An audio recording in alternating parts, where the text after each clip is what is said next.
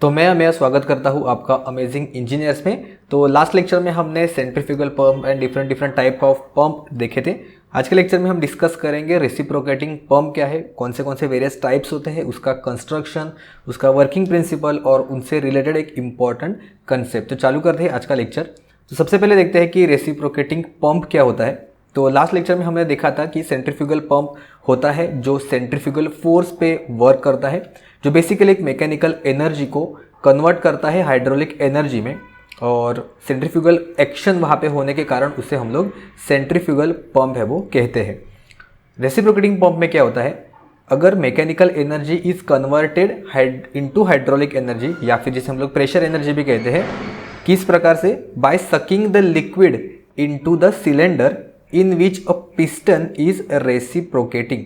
तो इसके अंदर राइट साइड में हम लोग डायग्राम देख रहे हैं रेसिप्रोकेटिंग पंप का, जिसके अंदर हमें एक पिस्टन है वो दिखाई दे रहा है, और जो पिस्टन है वो लेफ्ट या राइट में यहाँ पे मूवमेंट करता है, तो इसलिए इसको रेसिप्रोकेटिंग एक्शन कहा जाता है। रेसिप्रोकेटिंग एक्शन या अल्टरनेटिंग बेसिकली हम लोग कह सकते हैं moving backward and forward which exerts the thrust on the liquid. तो जिसके वजह से जो कोई भी लिक्विड है उसके ऊपर प्रेशर डेवलप होता है, और जो मैकेनिकल एनर्जी है वो वापस से प्रेशर एनर्जी में कन्वर्ट होती है। तो पंप का बेसिकली काम यही होता है कि मैकेनिकल टू प्रेशर एनर्जी में कन्वर्ट करना, लेकिन एक्शन कौन सा होता है उसके बेसिस पे उसका नाम दिया है। सेंट्रीफ्यूगल पंप में सेंट्रीफ्यूगल फोर्स एक्ट होता है, और रेसिप्रोकेटिंग पंप में एक रेसिप्रोकेटिंग मूवमेंट यहाँ पे होता है, इसलिए इसको रेसिप्रोकेटिंग पंप है वो कहा जाता है। राइट साइड में हम लोग इसका डायग्राम है वो देख सकते हैं। अभी मेन पार्ट सबसे पहले देख लेते हैं कि कौन से इंपॉर्टेंट यहाँ पे कंस्ट्रक्टिंग पैरामीटर्स होते हैं। तो सबसे पहला होता है एक सिलेंडर विथ अ पिस्टन। तो हम लोग यहाँ पे देख सकते हैं एक सिलेंडर है और एक यहाँ पे इसके बीच में एक ऐसा पिस्टन है जो मूवमेंट करता है, और ये जो है वो सिलेंडर है जिसके अंदर ये जो रेसिप्रोकेटिंग एक्शन है वो होता है। पिस्टन को कनेक्टेड एक पिस्टन रॉड होता है जो हम लोग यहाँ पे देख सकते हैं, पिस्टन से कनेक्टेड ये एक पिस्टन रॉड है। उसके बाद एक कनेक्टिंग रॉड भी होता है जो आगे जाके क्रैंक को कनेक्ट होता है, जिसको हम लोग एक मोटर के हेल्प से इसको रोटेट करवाते हैं। उसके बाद आता है सक्शन पाइप, जिससे जो कोई भी लिक्विड है वो अंदर की तरफ आएगा पंप के अंदर। देन डिलीवरी पाइप, जैसे सेंट्रीफ्यूगल पंप में था एक सेक्शन पंप, एक सेक्शन पाइप, एक डिलीवरी पाइप। सिमिलरली नॉर्मिनल कोई भी पंप में सक्शन पाइप एक रहेगा, डिलीवरी पाइप एक रहेगा, उसके साथ साथ एक सक्शन वॉल्व भी रहेगा जो सिर्फ एक डायरेक्शन में खुलेगा, और डिलीवरी वॉल्व भी रहेगा जो अगेन सिर्फ एक सिंगल यूनि डायरेक्शन में खुलेगा, ताकि उसका प्रॉपर वर्किंग हो सकेगा। ठीक है, तो यहाँ तक मेन पार्ट्स तो हमें समझ में आ गए। अभी आगे बढ़ते हैं हम लोग उसके वर्किंग की तरफ। तो राइट साइड पे आपको एक स्मॉल वीडियो है वो दिखाई दे रहा होगा कि एक्चुअल में उसका वर्किंग है वो कैसे होता है, डिटेल में डिस्कस करेंगे। सो मेन कंस्ट्रक्शन क्या होता है, the pump has a piston that moves forward and backward inside a cylinder. तो हमें यहाँ पे डायग्राम में दिखाई दे रहा है, एक वीडियो में दिखाई दे रहा है कि पिस्टन है वो कैसे आगे और पीछे है वो यहाँ पे घूमता होता है। ओके, ये जो है वो पिस्टन का जो रॉड है वो हम लोग को दिखाई दे रहा है। इसके बाद जो व्हील को कनेक्ट दिखाई दे रहा है, व्हील यानी कि क्रैंक को हम लोग दिखाई दे रहा है, वो कनेक्टिंग रॉड है उसके बाद। और उसके बाद ये जो मोटर है ये इसको घुमा रहा है। तो सर्कुलर मोशन यहाँ पे क्रैंक का हो रहा है, लेकिन जो पिस्टन है वो हॉरिजॉन्टली यहाँ पे आगे पीछे हो रहा है, यानी कि बैकवर्ड एंड फॉरवर्ड। इसी को हम लोग रेसिप्रोकेटिंग एक्शन कहते हैं। The piston is connected to the crank through a connecting rod, जैसे हम लोग को दिखाई दे रहा है। The crank is rotated by the electric motor. तो कोई भी पंप को, जैसे इम्पेलर को हम लोग शाफ्ट कनेक्टेड करते थे और मोटर से घुमाते थे सेंट्रीफ्यूगल पंप में, यहाँ भी मोटर के जरिए से ही हम लोग क्रैंक को घुमाते हैं ताकि पिस्टन का मूवमेंट हो जाए। Then the suction pipe with a suction valve and a delivery pipe with a delivery valve are connected to the cylinder. हम लोग को दिखाई दे रहा है यहाँ पे, ये जो नीचे वाला है वो सक्शन पाइप है, ऊपर है वो डिलीवरी पाइप है, और आपको यहाँ पे वॉल है वो दिखाई देगा जो एक बार में ओपन हो रहा है, एक बार में क्लोज हो रहा है। दोनों को आप ध्यान से देखो, अल्टरनेटिंग ये ओपन और क्लोज हो रहे हैं। और जो वाटर है वो एक डायरेक्शन नीचे से यहाँ पे ऊपर की तरफ आएगा, देन प्रेशर अप्लाई होगा और फिर यहाँ से ये ऊपर वाले टैंक में चला जाएगा। नीचे से सबसे पहले वाटर यहाँ पे देखो, यहाँ पे जैसे ही ये ओपन हो जाएगा, ये वॉल ओपन होने के बाद अंदर आ जाएगा, प्रेस होके ये यहाँ से निकल जाएगा। Both valves are one way, यानी कि नॉन रिटर्नेबल वॉल्व, ताकि जो वाटर ऊपर गया है वो इसी डायरेक्शन से वापस नीचे ना आए सोर्स की तरफ, या फिर जो पंप में ऊपर जो यहाँ पे ऊपर वाले टैंक में जो पानी गया है वो वापस से नीचे ना आए, इसलिए दोनों सिर्फ वन वे वॉल होती है, यानी कि नीचे से ऊपर की तरफ ही ये दोनों है वो ओपन हो जाएंगे। देन रोटेशन ऑफ क्रैंक तो हम लोग को समझ में आ गया, मोटर है वो रोटेट करती है। Due to this rotation the piston moves to and fro inside the selection, ये क्लियरली समझ में आ गया। स्टेप बाय स्टेप प्रोसेस देखेंगे ताकि हमें कोई भी कंफ्यूजन नहीं होगा।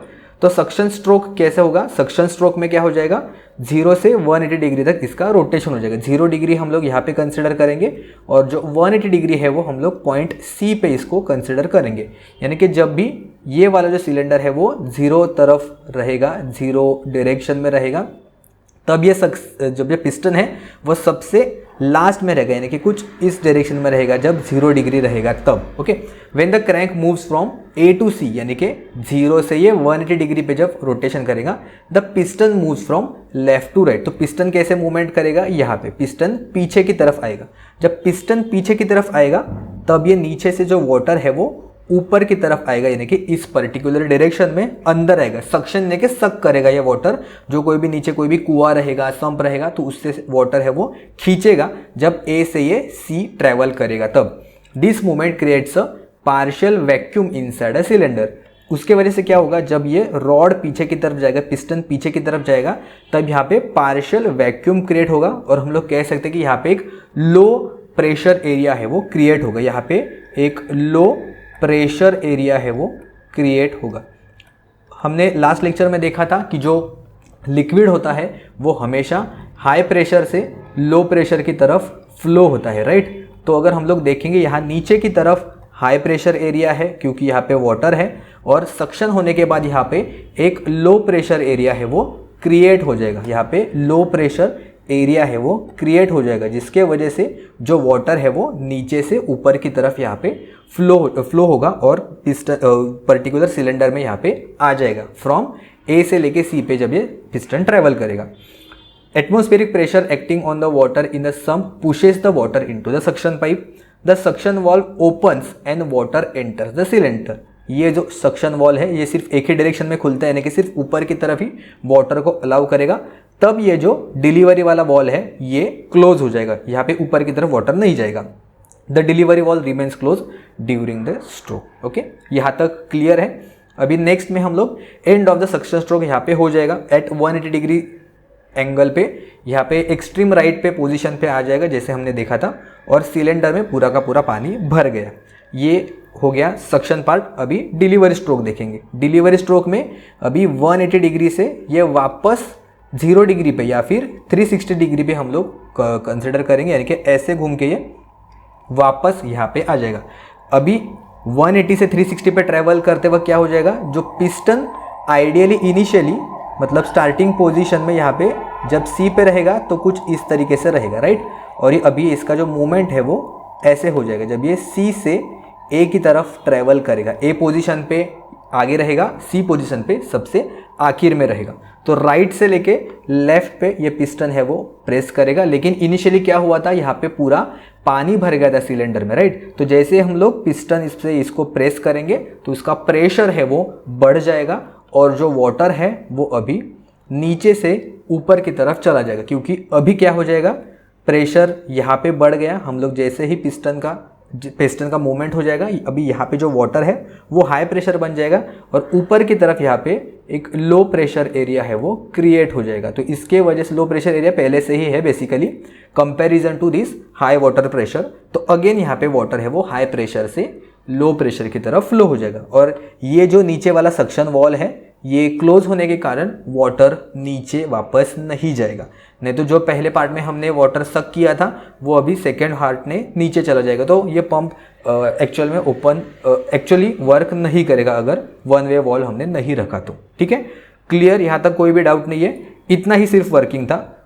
फर्स्ट पार्ट में सक्शन पाइप के थ्रू वो ऊपर सिलेंडर में आता है और सेकेंड हाफ में सिलेंडर से ये डिलीवरी पाइप की तरफ चला जाता है। लेकिन यहाँ पे जो मोटर का मूवमेंट है या फिर जो पिस्टन का मूवमेंट है ये हमें समझना बहुत इंपॉर्टेंट था। ठीक है, स्टेप 6 में वाटर डिलीवरी, जैसे हमने कहा था high pressure water is force into the delivery pipe, ऊपर की तरफ ये अभी यहाँ पे जाने की कोशिश करेगा जैसे ये प्रेस करे। अगर आप ध्यान से देखोगे तो यहाँ पे एक कुछ बबल जैसा या फिर कुछ डॉट जैसा आपको यहाँ पे घूमते हुए दिखाई देगा। अगर आपने हाई रेजोल्यूशन में अगर आप देख रहे हो वीडियो तो यहाँ से नीचे से यहाँ पे रहेगा और फिर यहाँ से ये ऊपर चला जाएगा। ठीक है, क्लियर यहाँ तक वर्किंग प्रिंसिपल। जाते हैं आगे, अभी कुछ फॉर्मूलाज वगैरह देखते हैं जिससे शायद क्वेश्चन है वो पूछे वगैरह जा सकते हैं।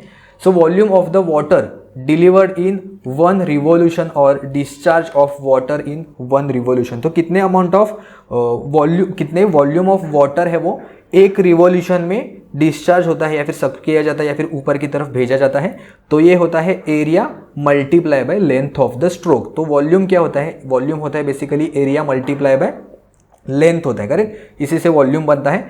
तो एरिया जो रहेगा वो पिस्टन का एरिया रहेगा, एरिया ऑफ पिस्टन किसका पूछेगा, क्योंकि एरिया ऑफ पिस्टन जितना रहेगा उसके बेसिस पे ही वो एरिया डिसाइड होगा। एरिया ऑफ पिस्टन सरफेस हम लोग कंसिडर कर सकते हैं, और जो लेंथ रहेगा वो लेंथ का स्ट्रोक, मतलब कितना वो आगे और पीछे मूवमेंट कर रहा है उसके बेसिस पे हम लोग वॉल्यूम है वो डिसाइड किया जाएगा। डिस्चार्ज ऑफ द पंप पर सेकेंड, यानी कि एक सेकेंड में कितने अमाउंट ऑफ वाटर बाहर निकल रहा है, तो ये क्या होता है डिस्चार्ज इन 1 रिवोल्यूशन। एक रिवोल्यूशन में डिस्चार्ज तो हमने यहाँ पे कैलकुलेट किया था which is equal to A multiply by L, and discharge in 1 revolution multiply by number of revolutions per second. एक सेकेंड में अगर बहुत तेज़ी से वो घूम रहा है तो नंबर ऑफ रिवोल्यूशंस भी हमें कैलकुलेट करना पड़ेगा, उससे हमें पता चलेगा कि एक सेकेंड में कितना अमाउंट ऑफ वाटर डिस्चार्ज हो रहा है, डिस्चार्ज या फिर डिलीवरी पाइप से। तो ये होता है discharge in 1 revolution multiply by number of revolutions per second. तो A था एरिया, L था length of the stroke, and N divided by 60, यानी कि नंबर ऑफ स्ट्रोक्स या फिर number of revolutions per second, number of revolutions per second which is nothing but N divided by 60। तो total discharge अगर पूछा तो Q is equal to A multiply by L multiply by N divided by 60 अपना formula है। और अगर weight पूछा, weight of the water delivered per second, तो ये कितना हो जाएगा rho multiply by g multiply by Q. Q मतलब ये हमने डिस्चार्ज जो फाइंड आउट किया था, मल्टीप्लाई बाय जी यानी कि एक्सेलरेशन ड्यू टू ग्रेविटी जो 9.81 कंसिडर करते हैं हम लोग, और rho is nothing but the density of that particular liquid. अगर वाटर कहेंगे तो वाटर का डेंसिटी कंसिडर करना पड़ेगा जो यूजुअली हमें 1000 वगैरह देते हैं, और जी है वो 9.81 जो लास्ट लेक्चर में हमने डिस्कस किया था। ठीक है, तो ये कंबाइन करके हमारा फॉर्मूला बनेगा wait of the water delivered per second. तो ये कुछ इंपॉर्टेंट फॉर्मूलाज थे जिससे शायद क्वेश्चन पूछे तो हम लोग बता सकते हैं। ओके, देन वर्किंग प्रिंसिपल देखते हैं अभी डबल एक्टिंग रेसिप्रोकेटिंग पंप का। जो अभी हमने देखा था थोड़ी देर पहले वो सिंगल एक्टिंग रेसिप्रोकेटिंग पंप था। सिंगल एक्टिंग रेसिप्रोकेटिंग पंप मतलब हम लोग अगर देखेंगे पिस्टन के एक मूवमेंट में एक बार में सिर्फ पानी ऊपर आता है, और जैसे ही पिस्टन आगे बढ़ेगा तब सेकेंड हाफ में ये वाटर है वो यहाँ से ऊपर चला जाता है, यानी कि एक टाइम में एक ही एक्शन परफॉर्म होता है। एक बार में ये सक्शन करेगा, राइट, और दूसरी बार में ये डिलीवर करेगा। एक बार में सक्शन करेगा, दूसरी बार में डिलीवर करेगा। एक साथ दोनों एक्शन परफॉर्म नहीं होंगे, या तो सक्शन करेगा या तो डिलीवर करेगा, इसलिए इसको सिंगल एक्टिंग पंप कहते हैं। डबल एक्टिंग पंप में क्या होता है, दोनों पार्ट एक साथ ही यहाँ पे परफॉर्म होते हैं, यानी कि सक्शन भी परफॉर्म होता है और डिलीवरी भी साथ साथ में ही परफॉर्म होती है। दोनों चीज़ें एक दूसरे के साथ ही यहाँ पे परफॉर्म होते हैं। So in double acting pump water acts on both sides of the piston. यहाँ पे दो हमें पाइप दिखाई दे रहे हैं, पाइप नंबर 1 और pipe number 2। Same delivery pipe 2 रहेंगे, सक्शन पाइप भी यहाँ पे 2 रहेंगे। पिस्टन का मूवमेंट में कोई भी चेंजेस नहीं रहेगा, सेम परफॉर्म करेगा, सिर्फ नंबर ऑफ पाइप्स हमने यहाँ पे बढ़ा दिया है। The piston moves to and fro inside the cylinder due to rotation of the crank by the motor as it is. कुछ भी यहाँ पे चेंजेस नहीं है। ओके, क्या होगा अभी यहाँ पे, first half of the crank rotation, जब क्रैंक रोटेशन है वो पीछे की तरफ जाएगा, यानी कि लेफ्ट से लेके राइट की तरफ जाएगा, तब पहले क्या होता था, सिर्फ और सिर्फ यहाँ पे सक्शन ऑफ द वाटर होता था। ठीक है, सिंगल एक्टिंग में। डबल एक्टिंग में क्या होता है, अभी ये जो पूरा का पूरा पाइप है ना, ये पूरा वाटर से भरा हुआ है। इनिशियली हम लोग कह सकते हैं कि बहुत देर से ये चालू था, तब इसलिए यहाँ पे पूरा का पूरा वाटर फिल हुआ है। तो अभी क्या हो जाएगा, एक पार्ट से तो सक्शन हो जाएगा, लेकिन जैसे ये लेफ्ट से राइट की तरफ आएगा, जो पीछे वाला ये वाटर प्रेजेंट है यहाँ पे पहले से ही, इसमें अभी प्रेशर लगेगा और ये जो है वो यहाँ से बाहर निकलेगा। अगर हम लोग डायग्राम देखेंगे तो ये वाला पार्ट है वो इससे कनेक्टेड हो जाएगा, यानी कि फर्स्ट हाफ में यहाँ पे सक्शन हो रहा है और साइमल्टेनियसली यहाँ से ये डिलीवर भी हो रहा है। ओके, इसलिए दोनों एक्शन साइमल्टेनियसली परफॉर्म हो रहे हैं। Waters enter the cylinder on one side through the suction valve and at the same time water is pushed out from the other side through the delivery wall. ये first half है। अभी दूसरे part में क्या हो जाएगा, अगर ये पीछे चला गया है तो अभी नेक्स्ट पार्ट में आगे मूवमेंट करेगा 180 डिग्री से 0 डिग्री की तरफ। ये मैं यहाँ पे लिखता हूँ 0 से 180 डिग्री क्रैंक का जो मूवमेंट रहेगा वो, और 180 डिग्री टू 360 डिग्री पे वापस ये घूम के अगर आएगा तब ये लेफ्ट से राइट की तरफ हो जाएगा, राइट। अभी यहाँ पे क्या हो जाएगा, ये वाला पार्ट में सक्शन हो जाएगा और यहाँ से जो वाटर है वो अभी डिलीवर होगा या फिर डिस्चार्ज हो जाएगा। तो साइमल्टेनियसली एक ही पार्ट में एक बार से सक्शन हो जाएगा, एक बार से डिलीवर हो जाएगा। ये देखो, ठीक है, इतना ही था डबल एक्टिंग पंप में, बहुत ही आसान है। सेकेंड हाफ ऑफ क्रैंप में लेफ्ट राइट से लेके लेफ्ट में मूवमेंट होगा, यहाँ से सक्शन होगा और यहाँ से वाटर बाहर निकलेगा, यानी कि हर एक पार्ट में कोई ना कोई पाइप सक्शन करेगा और कोई ना कोई पाइप है वो डिलीवरी करेगा। तो इसलिए ये कंटिन्यूसली इसका मूवमेंट होता है, ये हम लोग को इजीली समझ में आ जाएगा। यानी कि पल्सेटिंग नेचर कंपैरेटिवली हमें कम दिखाई देगा सिंगल एक्टिंग पंप के कंपैरिजन में, ठीक है। अभी देखते हैं slip of reciprocating pump. Slip क्या होता है, इंडक्शन मोटर में तो हम लोग स्लिप देखते हैं, यहाँ का स्लिप क्या होता है चलिए देखते हैं। Slip of pump is defined as the difference between the theoretical discharge and actual discharge of the pump. Theoretical discharge यानी कि जैसे हम लोग कहते हैं कि सिंक्रोनस स्पीड और एक्चुअल स्पीड। तो थियोरेटिकल स्पीड मतलब है, थियोरेटिकल डिस्चार्ज मतलब जो हमने कैलकुलेट किया था फॉर्मूला से, discharge of the single acting pump का कैसे था, ALN डिवाइडेड बाय 60। लेकिन एक्चुअल डिस्चार्ज शायद उससे कम हो सकता है, less than the theoretical discharge due to leakage. तो जैसे हमारे इधर स्लिप होता है, स्लिपेज वगैरह होता है, वैसे यहाँ पे वाटर का लीकेज होगा, क्योंकि कोई भी अगर मशीन है हमेशा वो 100% आइडियल बिहेव नहीं करेगा, प्रैक्टिकली नेचर है तो कुछ ना कुछ लीकेज रहेगा। तो इसलिए यहाँ पे भी कुछ ना कुछ लीकेज रहता है। तो इन दोनों के बीच का जो डिफरेंस होता है उसे हम लोग स्लिप कहते हैं। So difference of the theoretical discharge and actual discharge is known as the slip of the pump. So mathematically slip is equal to theoretical discharge minus actual discharge. इन दोनों का difference is nothing but the slip. लेकिन शायद ऐसा, okay वो आगे देखेंगे, but slip is mostly express as a percentage of slip. Okay, हम लोग भी परसेंटेज ऑफ स्लिप में ही कंसिडर करते हैं। तो परसेंटेज स्लिप क्या रहेगा, theoretical minus actual divided by theoretical multiply by 100। जैसे हम लोग synchronous speed minus rotor speed divided by synchronous speed ऐसे करते हैं, वैसे ही होता है, multiply by 100। So 1 minus actual speed minus theoretical speed, sorry यहाँ पे स्पीड ही बोल रहा हूँ, discharge, actual discharge divided by theoretical discharge multiply by 100। तो ये जो रेशियो है एक्चुअल डिवाइडेड बाय थियोरेटिकल, इसको इन्होंने एक नाम दिया है जिसे कहते हैं कोएफिशिएंट ऑफ डिस्चार्ज। तो कोएफिशिएंट ऑफ डिस्चार्ज शायद आपको पूछा जा सकता है कि क्या होता है। So it is a ratio of actual discharge divided by theoretical discharge. अभी इस पर्टिकुलर केस में जो कोएफिशिएंट ऑफ डिस्चार्ज है उसका वैल्यू लेस देन 1 रहेगा। तो ये नॉर्मल स्लिप है। ओके, अगर नॉर्मल स्लिप पूछा तो यहाँ पे कोएफिशिएंट ऑफ डिस्चार्ज का वैल्यू लेस देन 1 आएगा, ऐसा हम लोग क्वेश्चन पेपर में आंसर करेंगे।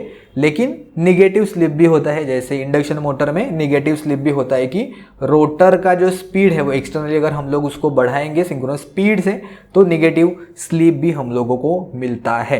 तो पॉसिबल है यहाँ पे पंप में भी ऐसा हो सकता है।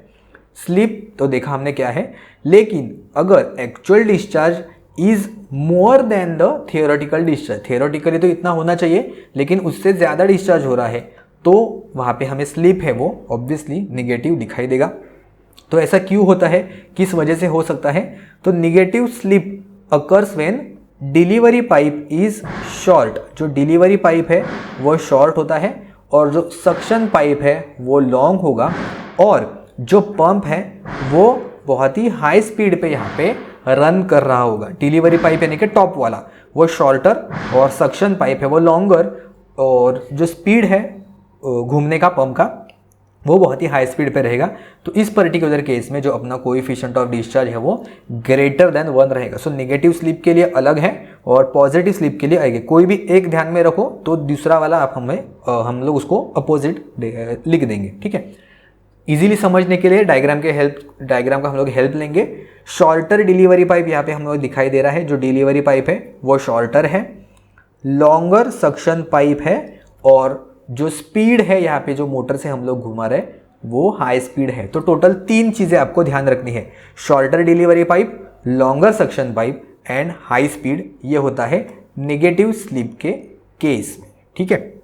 अभी देखते हैं क्लासिफिकेशन कौन से होते हैं रेसिप्रोकेटिंग पंप के। सो रेसिप्रोकेटिंग पंप 2 हिस्सों में मोस्टली कैटेगराइज होता है। फर्स्ट वन तो हमने देखा है, according to the water being in contact with one side और both side of the piston. तो एक साइड से होगा, सिर्फ एक टाइम में एक ही एक्शन परफॉर्म होगा तो सिंगल एक्टिंग है। Double acting is basically suction और डिलीवरी दोनों एक साथ में होगा।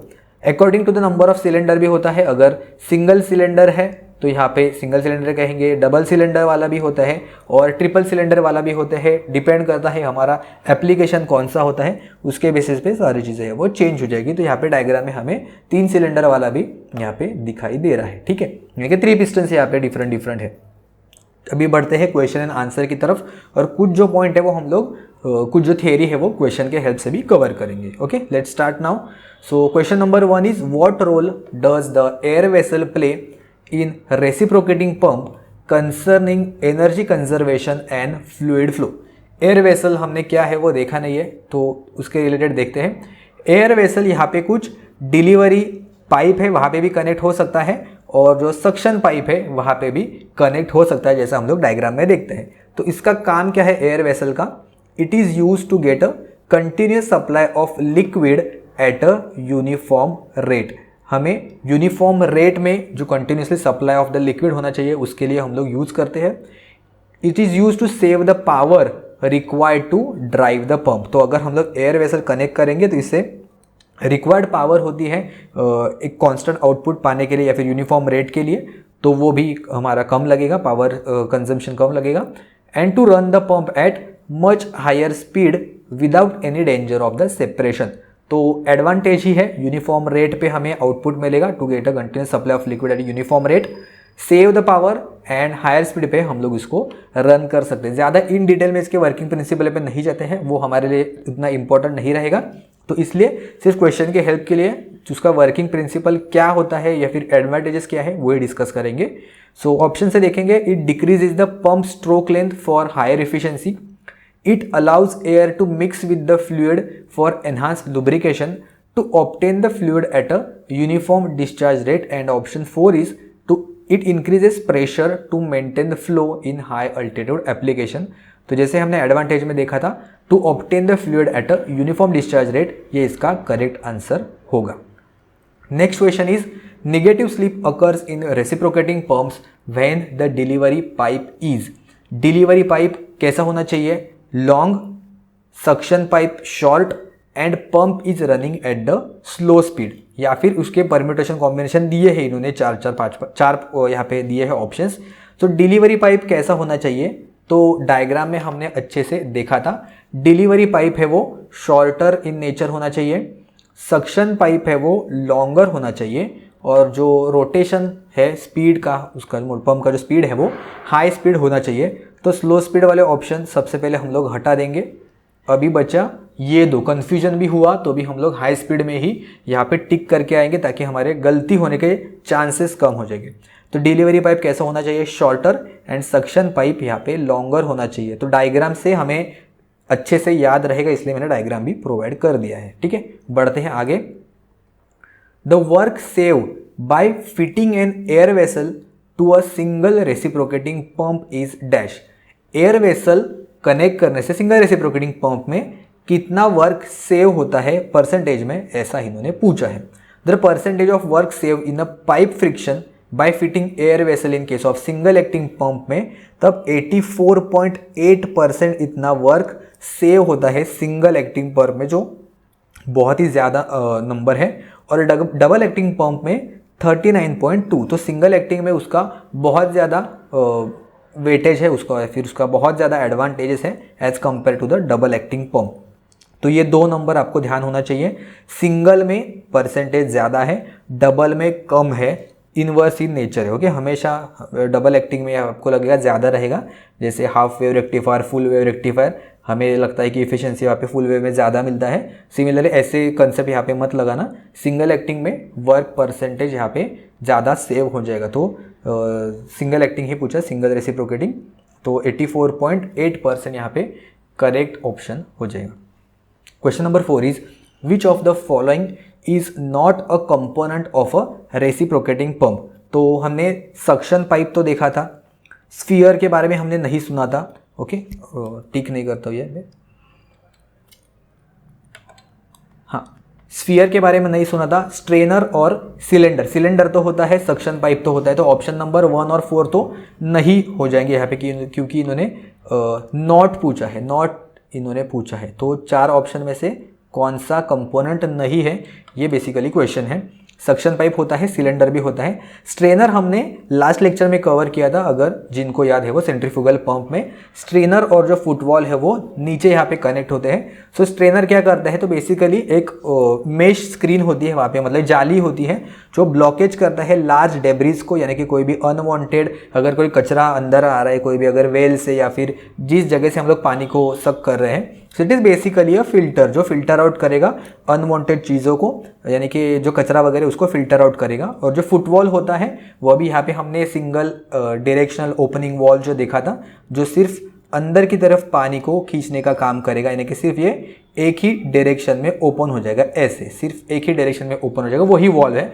बाकी कुछ चेंजेस नहीं है। तो स्ट्रेनर है वो ऑलमोस्ट हर एक पंप के लिए हम लोग कनेक्ट करेंगे। तो सिर्फ स्पीयर के बारे में हमने नहीं सुना है, तो स्पीयर यहाँ पे करेक्ट ऑप्शन होगा कि it is not a component of the reciprocating pump. Again question 5, the air vessel in a reciprocating pump is dash fitted outside the system, fitted ahead of the pump, fitted in the delivery pipe, या फिर not fitted. तो अभी हमने देखा था कि या तो हम लोग सक्शन साइड में भी कनेक्ट कर सकते हैं, यहाँ पे हमें नीचे की तरफ दिखाई दे रहा है, और ऑन द डिलीवरी साइड भी हम लोग कनेक्ट कर सकते हैं कि ऊपर की तरफ भी कनेक्ट कर सकते हैं। दोनों का एडवांटेजेस क्या क्या है ये यहाँ पे मेंशन किया गया है। सो बेसिकली इन्होंने कहाँ पे कनेक्ट होगा ये यहाँ पे पूछा है। Fitted outer side the system नहीं, fitted ahead of the pump नहीं, it is a part of the pump, it is inside the pump है, या फिर it is a part of the pump हम लोग कह सकते हैं। Fitted in the delivery pipe, yes, या तो सक्शन पाइप में भी कनेक्ट कर सकते हैं या फिर डिलीवरी पाइप में भी इसको कनेक्ट कर सकते हैं। तो गिवन ऑप्शन में से ज़्यादा सूटेबल ऑप्शन हमें सिलेक्ट करना होता है। Next question is what are the different types of efficiencies in a hydraulic pump. Manometric efficiency, volumetric efficiency, mechanic efficiency, या फिर ऑल ऑफ दीज। तो इफिशिएंसी के बारे में हमने ज़्यादा डिटेल में डिस्कस नहीं किया है, लेकिन लास्ट लेक्चर में हमने डिस्कस किया था, हाइड्रोलिक इफिशिएंसी देखा था, वहाँ पे मैकेनिकल इफिशिएंसी और ओवरऑल इफिशिएंसी देखा था। तो इस पर्टिकुलर केस में वॉल्यूमेट्रिक इफिशिएंसी भी होगा, क्योंकि यहाँ पे कितने अमाउंट ऑफ वॉल्यूम प्रेस किया जाएगा, फिर कितने अमाउंट ऑफ वॉल्यूम का वाटर जो डिस्चार्ज की तरफ जाएगा वो उसका इफिशिएंसी होता है। तो तीनों के तीनों इफिशिएंसीज यहाँ पे हाइड्रोलिक पंप में प्रेजेंट होते हैं। बेसिकली हर एक पंप में रहेगा। मैनोमेट्रिक यानी कि हाइड्रोलिक पंप की आउटपुट पे कितना वाटर निकलेगा अपॉन द इम्पेलर का पावर हमने देखा था वहाँ पे, राइट। नेक्स्ट है, if the manometric efficiency and the mechanical efficiency of a centrifugal pump are 70 to 80% respectively, determine the overall efficiency of the pump. Okay, तो सेंट्रीफ्यूगल पंप तो हमने लास्ट लेक्चर में डिस्कस किया है, लेकिन फिर भी इसका इफिशिएंसी से रिलेटेड क्वेश्चन हम लोग डिस्कस करेंगे अगर आपको याद है तो ओवरऑल इफिशिएंसी जो होगा, overall efficiency it is a product of manometric efficiency, या जहाँ पे हमने हाइड्रोलिक इफिशिएंसी देखा था, मल्टीप्लाई बाय मैकेनिकल इफिशिएंसी। तो इन दोनों का ये प्रोडक्ट होगा। सो मैनोमेट्रिक इफिशिएंसी इन्होंने दिया है 70%, which is nothing but 0.7, and multiply by mechanical efficiency 80% दिया है, मतलब 0.8। सो अगर इनका मल्टीप्लाई करेंगे तो ये हो जाएगा 0.56। तो ऑप्शन है वो यहाँ पे ऑप्शन बी हमें मिल जाएगा। ओके, वहाँ पे हमने हाइड्रोलिक इफिशिएंसी देखा था, यहाँ पे उसका सिर्फ वर्ड मैनोमेट्रिक इफिशिएंसी लिखा है, ओवरऑल उसका मीनिंग तो बेसिकली सेम ही होता है। नेक्स्ट है question 8, reciprocating pump. Reciprocating pump क्या है? Are not suitable for the variable heads, are costlier than the centrifugal pumps, produce pulsating flow, या फिर all of the above. Okay, तो सेंट्रीफ्यूगल पंप और reciprocating pump में एक बार quick comparison कर लेते हैं। तो सेंट्रीफ्यूगल पंप में डिस्चार्ज है वो कंटिन्यूस होता है, क्योंकि कंटिन्यूसली वहाँ पे वाटर है वो पुश होते रहता है, यहाँ पे घूमता है, उसका वेलोसिटी इंक्रीज होता है, राइट, एंड प्रेशर इंक्रीज होता है। ये सारी चीज़ें हमने देखा था। तो कंटिन्यूस एंड स्मूथ यहाँ पे डिस्चार्ज होता है। रेसिप्रोकेटिंग पंप में फ्लक्चुएटिंग एंड पल्सेटिंग होगा। अगर स्पेसिफिकली अगर हम लोग सिंगल एक्टिंग देखेंगे तो एक बार में सक्शन होगा, एक बार में डिलीवर होगा, तो ये फ्लक्चुएटिंग और पल्सेटिंग है, स्मूदर इसका आउटपुट नहीं होगा। अगर जितना हम लोग ड्यूअल की तरफ जाएंगे या फिर डबल एक्टिंग की तरफ जाएंगे तब उसका पल्सेटिंग नेचर है वो कंपैरेटिवली कम हो जाएगा, फ्लक्चुएटिंग नेचर कंपैरेटिवली कम हो जाएगा। Okay, then it can handle a large quantity of liquid, और ये है वो सिर्फ और सिर्फ स्मॉल क्वांटिटी ऑफ लिक्विड के लिए हम लोग यूज कर सकते हैं। It can be use for high viscosity liquid. It can be use मतलब ये लो विस्कस भी लिक्विड है वो यूज करता है, हाई विस्कोसिटी पे भी ये वर्क करता है। डिपेंड करता है इम्पेलर का कौन सा टाइप है वो, राइट, ओपन, सेमी क्लोज या फिर पूरा जो कंप्लीट क्लोजिंग है वो। So it use only for the pure और लेस विस्कस फ्लूइड, यानी कि जितना लेस विस्कोसिटी का फ्लूइड रहेगा, यानी कि क्लोजर टू द वाटर, उतना ही ये ज़्यादा अच्छे से काम करेगा। It is use for large discharge at a smaller head, तो ज़्यादा अमाउंट ऑफ वाटर यहाँ पे निकलेगा लेकिन स्मॉल हेड कम प्रेशर पे निकलेगा। And it is meant for small discharge but high head, यानी कि हाई प्रेशर पे वाटर निकलेगा और डिस्चार्ज कंपेरेटिवली कम होगा, फ्लो रेट जो रहेगा वो कम रहेगा। इसका कॉस्ट है सेंट्रीफ्यूगल पंप का वो कंपैरेटिवली लोअर रहेगा, और cost of the reciprocating pump is much higher रहेगा, almost 4 times that of the centrifugal pump. Okay, तो इसलिए reciprocating pump is more costlier. तो ऑप्शन देखेंगे, costlier than the centrifugal pump होता है correct. Are not suitable for the variable head, variable head के लिए हम लोग इसको रेसिप्रोकेटिंग पंप को हम लोग यूज़ नहीं कर सकते हैं। Then produces the pulsating flow, yes ये भी करेक्ट है। फर्स्ट वाले में अगर आपको कन्फ्यूजन है तो सेकेंड और थर्ड तो वैसे भी करेक्ट है। तो इसके बेसिस पे ऑल ऑफ द अबव हम लोग ऑप्शन है वो टिक करके यहाँ पे आ सकते हैं। अगर आपको कन्फ्यूजन होगा option elimination is the best option, क्योंकि ये थोड़ा मैकेनिकल वाला पार्ट है तो हमें शायद थोड़ा डिफिकल्ट हो सकता है, लेकिन वहाँ पे इतना बेसिक आइडिया आ गया है कि हम लोग ऑप्शन एलिमिनेशन की तरफ जा सकते हैं, right. Next question is the discharge capacity of the reciprocating pump is dash that of the centrifugal pump. तो डिस्चार्ज कैपेसिटी कैसा होता है, अभी हमने देखा था कि डिस्चार्ज कैपेसिटी सेंट्रीफ्यूगल पंप का ज़्यादा होता है, लार्जर डिस्चार्ज, और रेसिप्रोकेटिंग पंप का कम डिस्चार्ज कैपेसिटी होता है कि कम वाटर वो एक साथ में बाहर फेंक सकता है, रेसिप्रोकेटिंग पंप है वो। So discharge capacity of the reciprocating pump is lower than that of the centrifugal pump. Next question is the advantage of double acting reciprocating pump over a single acting reciprocating pump is it gives clean water, सवाल ही नहीं है, मतलब कोई sense ही नहीं है उसके related. Gives uniform discharge, yes ये हम लोग कह सकते हैं। Consumes more power and it has less friction loss. Okay, तो चारों ऑप्शन में से ये ऑप्शन ज़्यादा सुटेबल है कि it gives the uniform discharge, क्योंकि एक बार में ये वाला पार्ट से डिस्चार्ज हो जाएगा, दूसरे बार में ये वाले साइड से डिस्चार्ज होगा, यानी कि जब ये आगे कनेक्ट हो जाएंगे तब साइमल्टेनियसली दोनों में से कोई एक ना एक डिस्चार्ज है वो करता रहेगा, तो स्मूदर डिस्चार्ज आउटपुट हमें मिलेगा। Next question is the process of filling the liquid into the suction pipe and pump casing up to the level of delivery valve is called. Okay, तो ये लास्ट लेक्चर का question है, वहाँ पे हमने cover नहीं किया था इसलिए यहाँ पे हो जाएगा। The process of filling the liquid into the suction pipe and the pump casing up to the level of delivery valve is called as, क्या कहते हैं इसको, प्राइमिंग कहते हैं, ताकि ड्राई रन नहीं हो सके, कैविटेशन का प्रोसेस अवॉइड हो सके और स्मूदर यहाँ पे ऑपरेशन हमें मिल सके, इसलिए हम लोग एक्सटर्नली वहाँ पे पानी है वो ऐड करते हैं, कोई भी एयर वगैरह ट्रैप रहेगा तो वहाँ से वो निकल जाएगा। प्राइमिंग ऑफ द पंप हमने लास्ट लेक्चर में कवर किया है। Then next question is reciprocating pump is also known as the, option है positive discharge pump, positive displacement pump, negative displacement pump, emulsion pump या फिर डायफ्राम पंप। तो type हमने लास्ट लेक्चर में कवर किए थे। Type of the positive displacement pump कौन से होते हैं पॉजिटिव डिस्प्लेसमेंट पंप में, रोटरी टाइप, रेसिप्रोकेटिंग टाइप और लीनियर टाइप। तो रेसिप्रोकेटिंग टाइप जो अभी हमने देखा था पिस्टन वाला, ओके, तो ये होता है पॉजिटिव डिस्प्लेसमेंट पंप का एक टाइप। तो इसलिए ऑप्शन जो ए है वो यहाँ पे करेक्ट ऑप्शन हो जाएगा। रिमेनिंग जो पंप है वो एक एक करके हम लोग डिस्कस करेंगे, जो कुछ भी इंपॉर्टेंट है वो। नेक्स्ट क्वेश्चन है the cylinder of the reciprocating pump is actually made from which material. तो जो सिलेंडर है वो सबसे मेन यहाँ पे ज़्यादा पार्ट है वो कवर करता है। So it should be tougher, economical और रोबस्ट होना चाहिए, जो इजीली ब्रेकेबल ना हो। तो ये कास्ट आयरन से हम लोग बनाते हैं जो कोई भी सिलेंडर होता है रेसिप्रोकेटिंग पंप का। आई होप आपको सारे क्वेश्चन समझ में आ गए होंगे। इससे कुछ भी डाउट है मुझे पूछ सकते हो।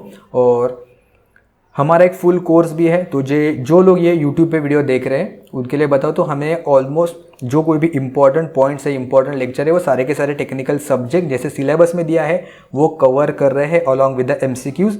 जैसे आज के लेक्चर में हमने यहाँ पे कवर किया है वैसे ही सारे के सारे रिकॉर्डेड लेक्चर्स रहेंगे। तो आप जब चाहिए उसको अनलिमिटेड टाइम्स इसको वॉच कर सकते हैं। इसका कोर्स का वैलिडिटी 3 मंथ्स के लिए भी आप ऑप्ट कर सकते हो, 6 मंथ्स के लिए भी ऑप्ट करते हैं, क्योंकि एग्ज़ाम का डेट अभी तक अनाउंस नहीं हुआ है। तो डिपेंड करता है आपको कौन सा लेना है, आप ले सकते हो। थियरी और MCQ जैसे आज के लेक्चर में कवर किया है वैसे हम लोगों ने कवर किया है ऑलमोस्ट बाकी के भी लेक्चर्स में। इसके साथ साथ आपको थियरी जो वीडियोस है उसका PPTs वगैरह भी आपको सारे के सारे मिल जाएंगे। ऐप पे ही आप इसको देख सकते हो, चेकआउट कर सकते हो। उसके साथ साथ आपको 2 फ्री टेस्ट सीरीज भी इसी कोर्स में इंक्लूडेड है, ओके। 3 मंथ्स के लिए अगर आप पूछोगे तो 3 मंथ्स के लिए 1999 इसका प्राइसिंग है, और 6 मंथ्स के लिए अगर आप देखोगे तो 2399 इसका प्राइसिंग है। आपको अपने अमेजिंग इंजीनियर्स ऐप पे अगर आप जाके चेकआउट करोगे तो आपको मिल जाएगा, नीचे डिस्क्रिप्शन वगैरह भी मिल जाएगा, या फिर टेलीग्राम पे मुझे मैसेज कर सकते हो, या फिर ऐप पे भी मैसेज कर सकते हो, ठीक है। तो इसके अलावा अगर आपको कुछ भी डाउट है नीचे कमेंट्स में पूछ सकते हो। तो आज के वीडियो में इतना ही, मिलते हैं हम लोग नेक्स्ट वीडियो में किसी और टॉपिक के साथ।